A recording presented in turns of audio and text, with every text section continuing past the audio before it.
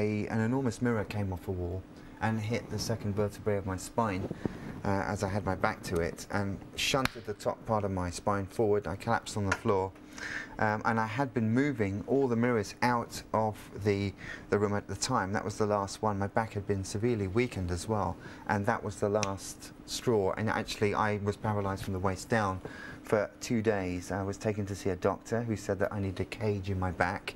It was Dr. West at Kensington, the GP at Kensington, who looked at me, and I was too frightened to have an operation. I must say, I don't like knives. I don't, and for some reason I actually felt that I was going to die at that point. I mean, my mother died when she was very, very young.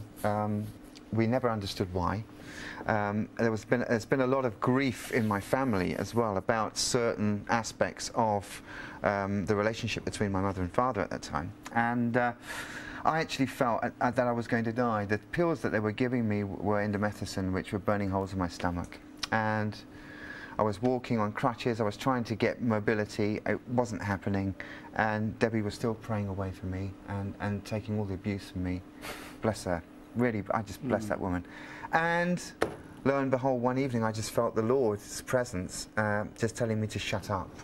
Shut up, Esteban, and pick up the phone. And I picked the phone up and rang her up. And she said, you have to come and see me. And it was the last bit of money I had to get there. And somebody helped me into a taxi. And I managed to get up the steps and get there. And I suppose I talked a lot of rubbish to her for about an hour. That we do when we think, try and imagine who God is. Yeah. And then she prayed for me. She prayed, I remember it now. She gave me the first 2 pages of the Gospel of John, and Psalm 91, and Ephesians 1, 2, 3, and Peter, and Timothy 1 and 2. And I was... Is that all? Yeah, that was all. So I had no idea what I was doing, but I was just... I put my name in the scriptures, and something happened. Something started to come out of me. It was a very interesting thing.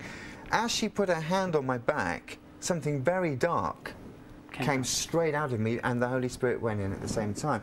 I remember saying to Jesus, if you're real, I'll give you my life. Brilliant. All of my life, everything that I am, and I will follow you for the rest of my life. I will do what the Father says. And he came, he showed up, and I felt a hand reach through my stomach and straighten my spine. My spine popped open. It was audible. It went pop, pop, pop, pop, pop. You can hear it in the room. And I got home. I was running up and down Peel Street. I was showing my friends. I was saying, look what Jesus Christ has done to me. Look what he's done for me. And very humbly. Yeah, I just had to do that. You know, it was just awesome. I can't thank God enough for it, really.